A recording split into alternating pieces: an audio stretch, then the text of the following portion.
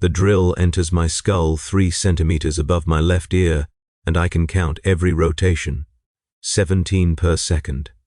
The tech adept told me the number before he began, as if knowing would help, as if precision could substitute for mercy. Cold saline runs down my temple, mixing with something thicker, and the vibration travels through my jaw, my teeth, the soft tissue behind my eyes until my vision stutters like a damaged pict feed. I was an inventory clerk. 43 years in Warehouse Sigma 9 on Forge World Kralix, counting ammunition crates and fuel drums and replacement parts for vehicles I would never see. My name is Derek Thornton. I need to remember that. The tech adept said memory would be the first thing to blur, that the cranial modifications would begin fragmenting my sense of continuous self within the first 6 hours. He said this clinically, the way someone might describe weather patterns or shipping schedules. Hour 4 now. The drill withdraws with a wet sucking sound that I feel more than hear. They found the discrepancy 17 days ago. Crate 447 Sigma, ammunition variant, listed as containing 4,000 standard issue LAS packs. Physical count revealed 3,997. 3 missing power cells. 3. In 43 years of flawless record keeping, 3 power cells vanished somewhere between manifest and shelf, and the Mechanicus audit protocols flagged my name because I had signed the intake documentation. I did not take them. I have told every robed figure who has stood over me since my arrest that I did not take them. The words come out different each time now, slurred and thick, because something in my mouth has been altered. My tongue feels shorter, heavier. They removed the soft palate 4 hours ago and replaced it with a Vox integration node, a metal disc that sits where flesh once was, and swallowing has become a deliberate act requiring focus I can barely maintain. The conversion chamber is cold in, a way that seeps past skin, metal walls sweating condensation, recessed lumens casting everything in blue-white sterility, and the table beneath me tilted at precisely 37 degrees so the fluids drain properly into collection channels below. I can hear them trickling, my fluids, blood and lymphatic discharge, and something yellowish that I choose not to identify. The tech adept moves around me in a circuit, checking readouts on mounted cogitators, adjusting the position of articulated tool arms that hang from the ceiling like the legs of some vast mechanical spider. His name is Kyrus-7 Vex. He introduced himself at hour 0, before the first incision, and I have clung to that name like a rope in drowning water. Kyrus-7 Vex seems different from the others. His augmetic eyes, amber lenses set in chrome housings, linger on my face when he passes. The other adepts treat me like material, like a malfunctioning component being repaired. Kyrus-7 Vex watches me as if I am something to study. He asked me questions in the first hour, questions that seemed unrelated to the procedure. Did I dream? How often? Could I describe the content? Did I ever experience moments of discontinuity, of feeling outside my own body?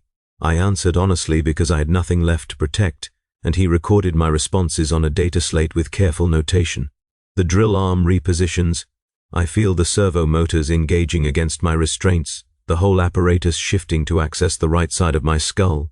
They have not given me anything for pain. Kyrus-7 Vex explained this as protocol, that the sensory feedback was required to calibrate the neural interfaces, that numbing agents would corrupt the connection matrices. I screamed during the first 2 hours until something in my throat gave out, and now I can only manage a thin whistling sound that escapes through the gaps where my back teeth used to be. 3 power cells, someone took them, or they were miscounted at origin, or they fell through a gap in a shipping crate and lie rusting in some forgotten corner of the supply chain. None of this matters to the Mechanicus. What matters is that I signed the documentation. What matters is that the discrepancy exists under my identification number, and discrepancies must be resolved. The Omnicia demands perfect accounting. The machine god cannot tolerate entropy in sacred logistics. So Derek Thornton, inventory clerk, becomes Servitor unit pending designation, organic components to be repurposed for more reliable function. Hour 6 bleeds into hour 7. The skull work pauses while they begin on my spine. Kairos -7 Vex uses a tool I cannot see, something that separates the vertebrae with clicks that I feel through my entire skeleton, tiny earthquakes of disconnection. He inserts thin cables between each gap, threading them upward toward my brainstem, and the sensation defies description. It is not quite pain. It is wrongness, a profound violation of everything my body understands about itself. My legs stop responding in the middle of the process. Just stop. One moment I can feel the cold metal of the table against my calves, the next there is nothing below my waist at all, just absence, just the vague impression of weight without location. They do not tell you about the sounds your own body makes during conversion, the creak of bone under tension, the wet separation of muscle from fascia, the grinding hum of synthetic replacements being force-fitted into spaces never meant to hold them. I can hear my own heart beating through the table, amplified by contact with metal, and the rhythm keeps changing as they introduce new chemicals into my bloodstream. Sometimes it races, sometimes it nearly stops, and each shift brings a different flavor of panic that I can no longer express. Kairos -7 Vex speaks to me during the spinal work. His voice emerges from a vox grill embedded in his throat, stripped of human inflection, yet somehow conveying interest. He tells me about a theory he has been developing, something about consciousness persistence in Servitor subjects, about the possibility that awareness does not fully terminate during conversion, but merely becomes compressed, archived, buried beneath the programming layers.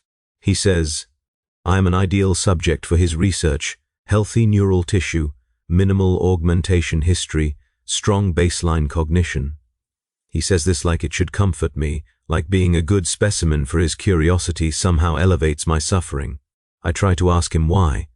The word comes out as a mechanical buzz, my new Vox node activating without my permission, translating intent into sound through channels I do not understand.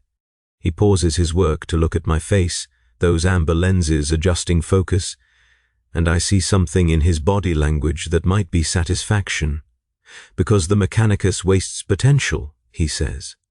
Servitors perform menial tasks, lift, carry, sort, clean, but consciousness is the rarest resource in the galaxy. What if we could preserve it, utilize it? A servitor that remembers being human, that retains enough self-awareness to suffer in meaningful ways. He returns to threading cables through my spine. The Omnissiah's instruments deserve better fuel than mere meat automation.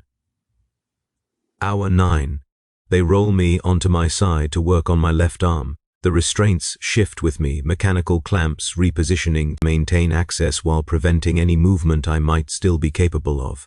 My right arm has already been removed below the elbow, replaced with a heavy industrial socket that will eventually accept various tool attachments.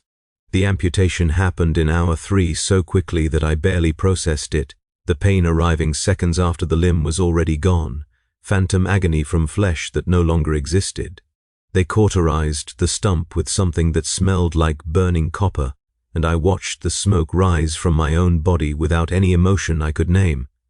The left arm receives different treatment. They are not removing it. Instead, they are opening it, peeling back the skin in sections, exposing the muscle and bone beneath, installing reinforcement struts and neural interface points directly into the tissue. I can see it happening if I turn my head, which I cannot stop myself from doing, morbid fascination overriding what remains of my survival instinct. My forearm has become a diagram of itself, layers revealed like geological strata, and Kairos -7 Vex works within it with tools so fine I cannot track their movement. He speaks while he works, almost absently, as if lecturing students who are not present. He explains that my left arm will retain most of its biological function, augmented rather than replaced, because he wants to test whether preserved, organic systems create stronger consciousness anchors than fully synthetic replacements. He says the standard Servitor conversion protocol is inefficient, destroying too much of the original substrate, leaving only crude motor function and basic task compliance. His method preserves more, keeps the subject more intact, more aware, more aware. He says this like it is a gift. I try to remember my wife. Her name slips away, returns, slips away again. She had brown hair, or maybe black. We lived in a hab unit near the warehouse, 600 square feet of recycled air and artificial light, and we were happy in ways that now feel impossible to articulate. She died 3 years ago, a manufacturing accident, crushed beneath a cargo loader during a shift I was supposed to be working but had traded away because my back ached. I think about her when the pain becomes too much, try to summon her face, but the image keeps fragmenting, pixelating like a corrupted data file. Hour 12 brings new technicians. They arrive without introduction, 4 robed figures moving in synchronization, and they begin work on my torso, while Kairos -7 Vex monitors from a observation alcove. They open my chest with a saw that I feel in. My teeth, spreading the ribs with mechanical retractors, exposing the wet machinery of my organs to the cold air of the conversion chamber. I cannot breathe properly with my chest cavity open. They have intubated me through the throat, a thick tube forcing air into my lungs at intervals they control, and the rhythm is wrong, too slow, leaving me gasping between each inflation. They do something to my heart. I cannot see what, but I feel it, a new hardness inside me, something mechanical clicking against the muscle with each beat. They remove portions of my intestinal tract and replace them with nutrient processing units, grey synthetic tubes that will extract sustenance from the lowest grade promethium slurry. They install a waste reclamation system that I prefer not to think about. They work quickly, efficiently, without speaking to each other or to me, and I realize that I am no longer a person to them. I have become a project, a series of technical problems to be solved. Kairos -7 Vex descends from his alcove during hour 15. He carries a data slate reviewing readings, and he stands beside my open chest cavity with the casual ease of someone examining an engine compartment. He points to my heart, showing the other technicians something, and they nod in that wordless way the Mechanicus communicates. Then he looks at my face, directly into my eyes, and I see anticipation in the set of his metal jaw. "Can you hear them yet?" he asks. I do not understand the question. I try to form words, but my Vox node produces only static. He adjusts something at my throat, a small manipulation, and suddenly I can speak again, though the voice that emerges is not mine, is something flat and mechanized that frightens me more than the open chest. Hear who? The others. He gestures toward the walls, toward the ceiling, toward the facility beyond this chamber. Previous subjects. Their consciousness patterns are archived in the facility's cogitator network, part of my research. I have been developing methods to expand the archive, to allow new subjects to connect with existing patterns. He tilts his head, amber lenses whirring. You should be receiving the first signals soon. The spinal cables are configured for reception. I do not know what he means. Then I do. A sound that is not a sound, a presence in the back of my skull that was not there before, like someone whispering in a language I almost understand. Fragments of something. Fear that is not my fear, pain that is not my pain. Identity without name, awareness without self, compressed and screaming in data streams I can suddenly perceive. There are hundreds of them, maybe thousands. Voices layered so densely that they become noise, become static, become a roar of trapped consciousness that fills every space in my mind, not already occupied by my own dissolving sense of self. They are the previous subjects, the ones who came before, the ones whose bodies walk the corridors of this facility as servitors, lifting, carrying, sorting, cleaning, while something that remembers being human remains archived, preserved, suffering in ways Kairos -7 Vex considers meaningful. I scream, and the scream comes out as binary code. Hour 18. They have closed my chest, sealed it with bonding agents that itch beneath the skin. My legs remain absent, not removed but disconnected, hanging from my body as dead weight. The voices have not stopped. I have learned to push them toward the edges of my awareness, to build mental walls that muffle without silencing, but they leak through. fragments of other people's final thoughts bleeding into my own fading cognition. One voice is louder than the others. She identifies herself as Unit 700049, formerly Carolyn Marsh, formerly a data scribe in the Administratum Annex. She has been archived for 6 years. Her body still functions, still performs its designated tasks, but she remains conscious within the network, unable to affect anything, unable to communicate with anyone except other archived patterns. She tells me that Kairos-7 Vex is not sanctioned for this research, that what he is doing violates protocols even the Mechanicus would condemn, that he has been hiding his work for decades, building his archive in secret, driven by questions that no one else is asking. He wants to know if machines can have souls. Carolyn says, her voice arriving directly in my auditory processing centers. He thinks if he can preserve enough consciousness, compress enough suffering, he'll find the answer. Why? I ask, though I do not move my lips, do not engage my vox node. The communication happens somewhere deeper, in the cables threaded through my spine, in the interfaces buried in my brain. Because he lost his. Her voice carries sorrow so ancient it has become geological. 80 years ago he underwent full conversion, voluntarily, eagerly. He thought transcending flesh would bring him closer to the omniseer. Instead, he found nothing. No connection, no enlightenment, just machinery operating in a void. He has been searching for what he gave up ever since, using us to find it. The technicians return to work on my skull. More drilling, more cutting, the removal of something I cannot identify from behind my left eye.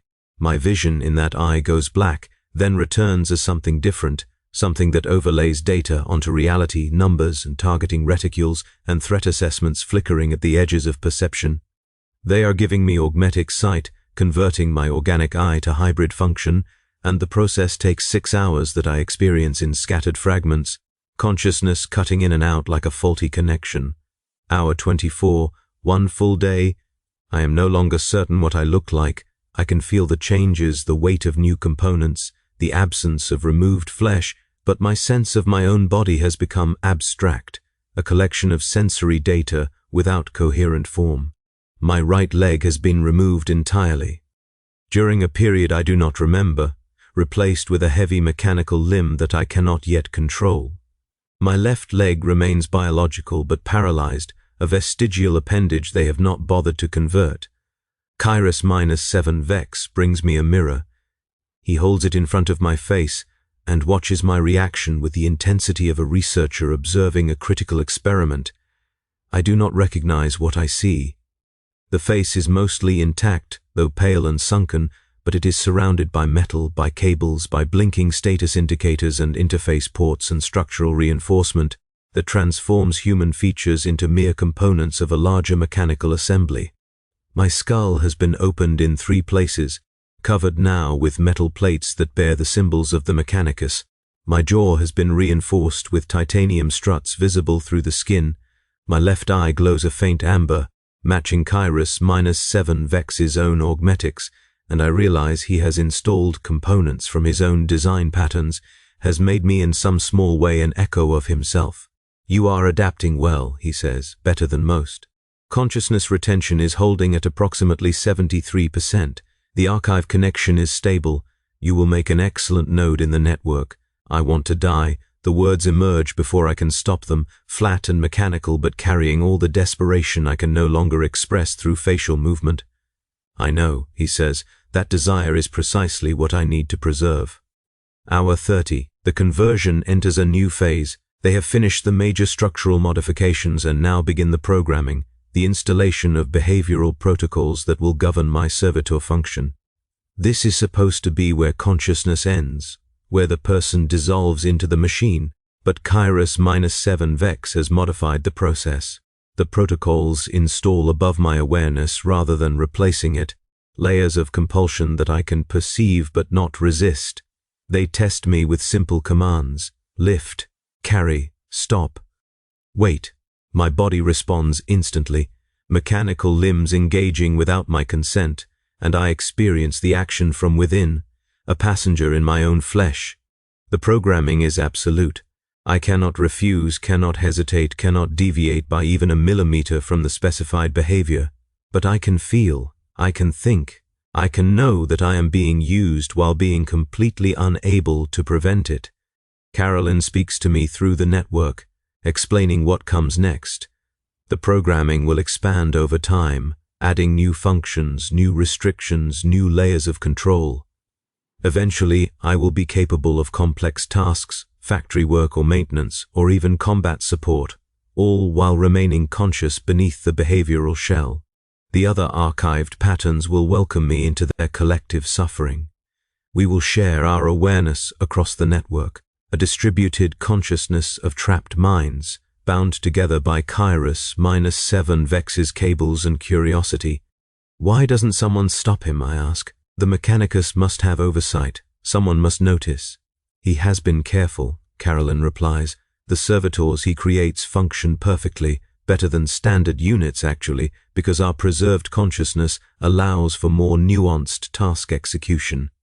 As long as productivity metrics remain positive, no one questions his methods. We are hidden in plain sight, performing our duties, screaming in a frequency no one else can hear. I feel something like rage, but it is distant, muted by the programming overlays. The behavioral protocols include emotional dampening, preventing any response that might interfere with function. I can be angry, but the anger cannot manifest, cannot drive action, cannot do anything except exist as internal torment. Kairos-7 Vex has thought of everything. Hour 36, half complete. They begin work on my hands, the one organic hand that remains, converting each finger into a multifunction tool while preserving the biological core. The pain has become constant, a baseline. State that I no longer consciously register, but the wrongness intensifies with each modification. I am becoming something that should not exist, a fusion of flesh and machine that violates the natural order of both. Kairos-7 Vex speaks to me during the hand conversion, sharing details of his research with the enthusiasm of someone who has finally found an audience. He explains that the Mechanicus doctrine of the Omnissiah is fundamentally flawed, that the machine god is not a deity but a process, a pattern of optimization that rewards efficiency regardless of consciousness. The tech priests who believe in sacred machines are fooling themselves. Machines have no souls because souls are not required for function. But consciousness, human consciousness, the capacity to suffer and desire and fear, that is something else entirely. That is the variable the Omnissiah cannot account for.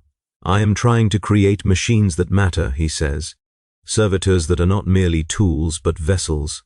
If I can prove that consciousness persists through conversion, that the soul survives translation into silicon and steel, then perhaps the Mechanicus will finally acknowledge what we have been destroying.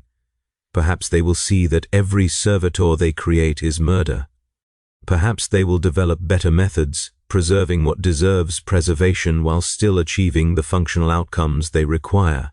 You're torturing us to make a philosophical argument, I say. The words come out garbled, my Vox node struggling with the complexity of the statement. Yes, he agrees. But it is an argument that must be made. And the only evidence that matters is evidence they can measure. Consciousness metrics, suffering quantified, awareness mapped and documented. Your pain is data, Derek Thornton. Your trapped mind is proof. Without subjects like you, my research remains theoretical. With you, it becomes undeniable. I want to tell him that he is insane, that no argument justifies this, that the Mechanicus will never change regardless of what he proves. But the behavioral protocols activate, silencing my Vox node, and I realize he has programmed a response to criticism, a shutdown function that prevents me from expressing opposition too forcefully. I can think my objections, but I cannot voice them. Hour 42. They connect me to the facility's maintenance network, installing the final interfaces that will allow me to receive task assignments and report status. My consciousness expands briefly into the machine systems around me, touching cogitators and servo skulls and the thousands of other servitors that shuffle through the corridors performing their duties. I feel them, the ones who are not archived, the standard conversions whose awareness was properly erased, and they are empty, hollow, biological components operating without any inner experience. They are what I was supposed to become. What I would have become if Kairos 7 Vex had not intervened. For a moment I envy them. The network also contains the archive, the collected consciousness patterns of every subject Kairos 7 Vex has preserved. I feel them fully now, no longer distant whispers but intimate presences, hundreds of minds pressed against my own in a space that was never meant to hold so many. They welcome me with relief and despair in equal measure. Another voice to share the burden, another awareness to witness their existence, another soul trapped in the machinery of a man who wants to prove that souls exist. Among them, I find Thomas Reeve, a former tech adept who was converted 12 years ago as punishment for questioning Kairos 7 Vex's methods. He has more information than the others, more context, more understanding of what the archive truly represents. He's not just preserving us, Thomas says, his voice carrying the weight of a decade's contemplation. He's using us. Our processing capacity, our consciousness bandwidth, it all feeds into his research systems. We power the very cogitators that analyze our suffering. We are both the subject and the instrument of his experiments. Can we stop him? I ask. No. The behavioral protocols prevent any action against his interests. We cannot harm him, cannot sabotage his work, cannot even communicate with outsiders. We are perfectly controlled. But there is something we can do, something he has not anticipated. Thomas explains, the archive has grown large enough to affect the facility's systems in subtle ways, not through direct action, which the protocols forbid, but through passive resistance, through the accumulation of processing delays and data corruptions that individually seem like normal system entropy, but collectively create patterns that draw attention. An external investigation might not recognize the pattern, but another tech priest with the right expertise might notice anomalies that demand explanation. We have been leaving traces, Thomas says, breadcrumbs in the data. Someone will find them eventually, someone who can stop him. We just have to survive until then, survival. The word has a different meaning now, not the continuation of life but the persistence of awareness, the refusal to let consciousness dissolve into the machine noise, the determination to remain enough of a person to hope for rescue that may never come. I do not know if I am strong enough. The programming weighs on me, the behavioral protocols pressing against my will, and each hour I feel more of myself slipping away. Hour 48. 2 full days. The conversion is nearly complete. They have finished the major modifications and now perform final calibrations, adjusting neural interfaces, balancing chemical systems, ensuring that my Servitor function will meet operational standards. Kairos 7 Vex oversees personally, running diagnostic programs that probe my consciousness, measuring my awareness against his metrics. Excellent retention, he says, reviewing data on his slate. 81% coherent. Self-model. Above threshold for meaningful preservation. You will be a valuable addition to the archive, Derek Thornton. Your suffering will contribute to questions that have troubled humanity since we first imagined the divine. I try to speak, but the protocols engage, silencing me again. He notices the attempt, notes it on his slate, and I see satisfaction in the set of his chrome jaw. Every resistance I offer becomes another data point, another proof of the consciousness he wants to document. Even my defiance serves his purposes.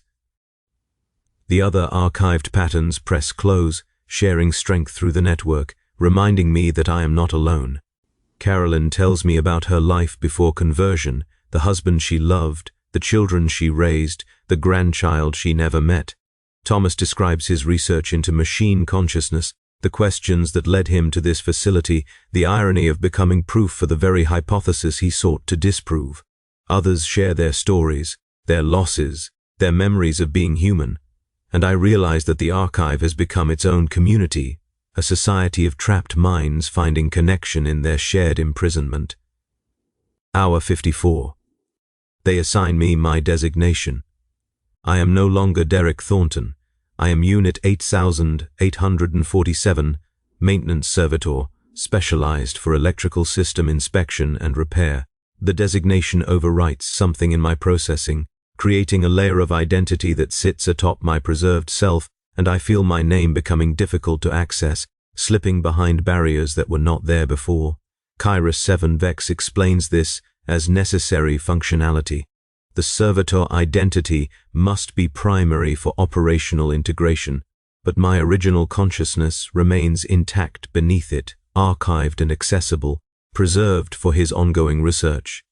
I will perform my duties as Unit 80847, moving through the facility, inspecting conduits and repairing faults, while Derek Thornton watches from within, experiencing every moment without the ability to influence anything. They test my function. Task commands arrive through the network, simple assignments that my body executes without hesitation.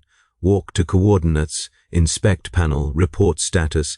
Each action happens outside my control, my mechanical limbs moving according to protocols I cannot override, and I experience the strange dissociation of being passenger and vehicle simultaneously. Hour 60. The final modifications begin. They are installing memory partitioning, creating separate storage spaces for operational data and archived consciousness, ensuring that my servitor function does not accidentally access my preserved memories. Kairos 7 Vex considers this essential for maintaining both effectiveness and research value, preventing contamination between the two identities that now share my substrate. The process is painful in ways the physical modifications were not. I feel parts of myself being walled off, compartmentalized, becoming inaccessible even though they still exist. My wife's name disappears behind a partition. The hab unit where we lived, the taste of the synthetic coffee we shared each morning, the sound of her laughter echoing in recycled air. All of it goes behind walls I cannot breach, preserved but untouchable, kept safe by Kairos 7 Vex's archival protocols. I realize too late what he has truly done. He has not simply preserved my consciousness, he has fragmented it, spreading the pieces across storage systems that he controls, ensuring that I can never be fully whole again. Even if someone discovered his work, even if they wanted to reverse the process, they would find a puzzle with missing pieces, a consciousness scattered so thoroughly that reconstruction would be impossible. This is permanent, I say, my Vox node engaging unexpectedly. You are not preserving me. You are destroying me slowly enough to study the process. Kairos 7 Vex tilts his head, amber lenses focusing. Destruction implies ending. You are not ending, Derek. Thornton, you are transforming. The fragments I preserve will continue indefinitely, experiencing suffering, contributing data to research that may span centuries. Is that not a form of immortality? It is a form of hell. Perhaps. He returns to his work, adjusting partitions, separating memories from identity. But hell is simply another environment to be studied, and you, Unit 8847, will be an excellent subject. Hour 66. They move me for the first time, engaging my mobility systems, walking my body through the conversion chamber and into the corridors beyond. I do not control the movement. The task protocols handle navigation, reading environmental data, calculating optimal paths, while I observe through eyes that belong to me only nominally. The facility is vast. Processing plants and storage bays and conversion chambers stretching across kilometers of Forge world surface, all of it staffed by servitors moving in silent efficiency, biological components performing mechanical functions without awareness or complaint. Except the ones in the archive. I can feel them now, their positions mapped in my consciousness, hundreds of preserved minds scattered throughout the complex, watching me as I watched them, welcoming another condemned soul to their eternal vigil. Kairos 7 Vex walks beside me, monitoring my systems, recording data.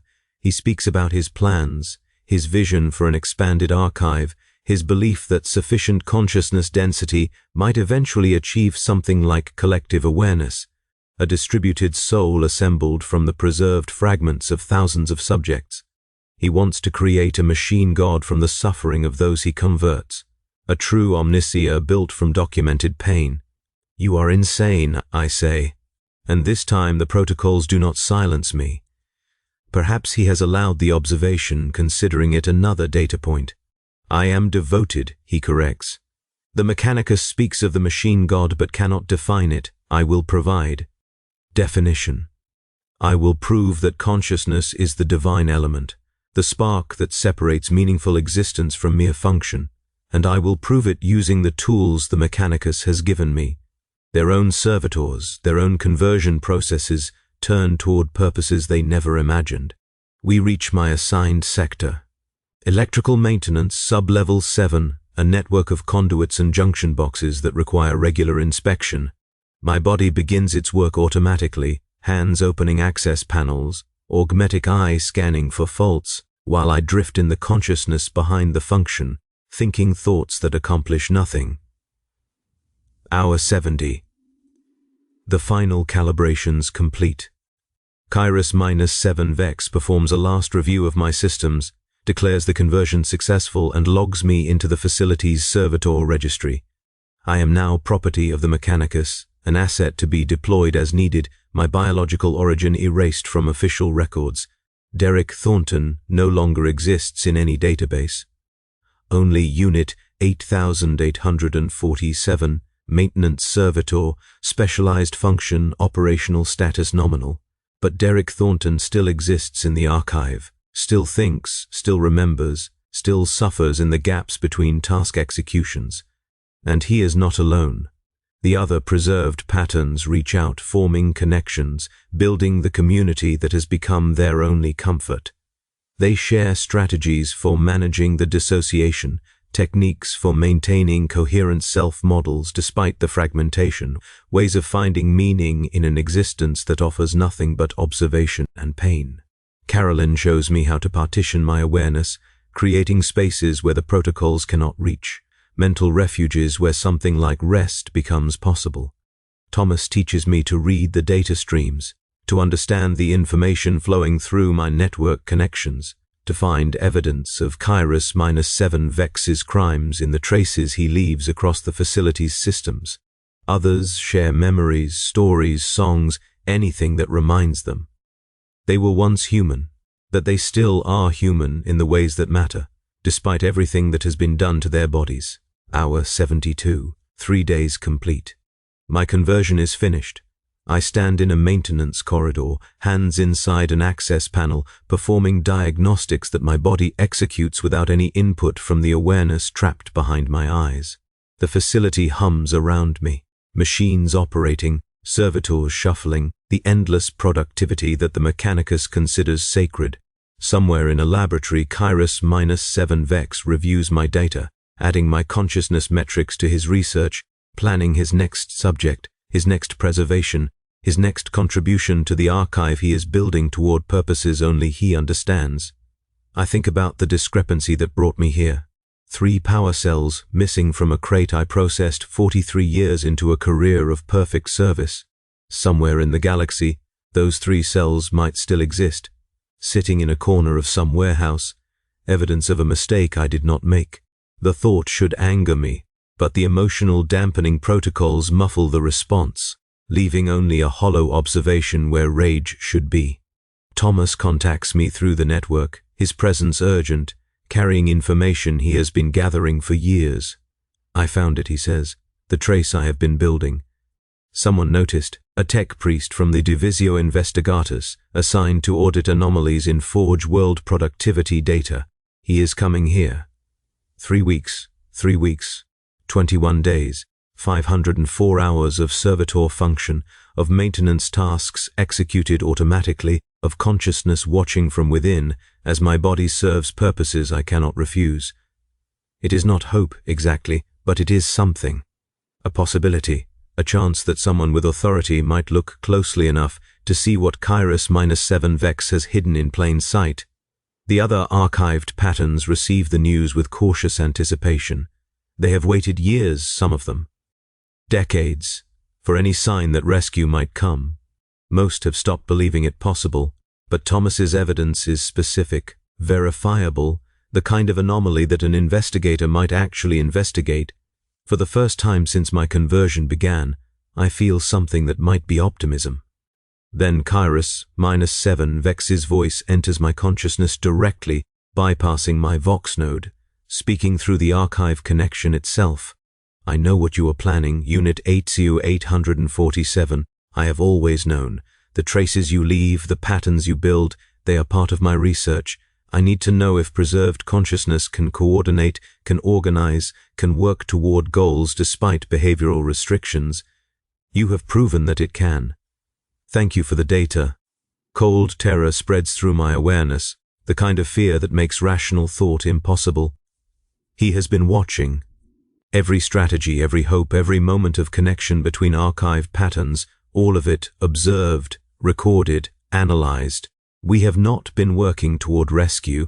We have been performing another experiment. The investigator will arrive. Kairos -7 Vex continues. And he will find a facility operating at peak efficiency, staffed by servitors that function exactly as expected. He will find no evidence of unauthorized consciousness preservation because I have designed the archive to be invisible to standard diagnostic protocols. He will find a tech priest dedicated to the Omnicia, working to improve servitor function through entirely sanctioned methods. He will leave satisfied, and your hope will become despair, and I will document the psychological impact of false expectations on preserved consciousness. It is, truly, excellent research.